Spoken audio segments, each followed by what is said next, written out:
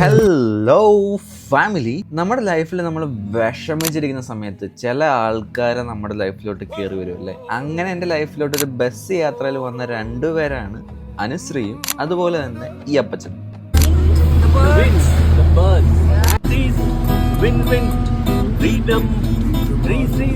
അപ്പച്ചൻ്റെ പാട്ടുകളിൽ മുഴുവൻ ഈശോനെ പറ്റിയായിരുന്നേ.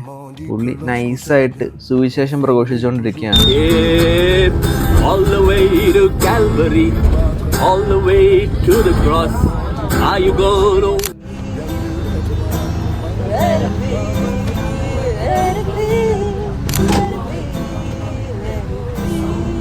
ചില മനുഷ്യർ നമ്മൾ പോലും പ്രതീക്ഷിക്കാണ്ട് നമ്മുടെ ലൈഫിലോട്ട് വരും.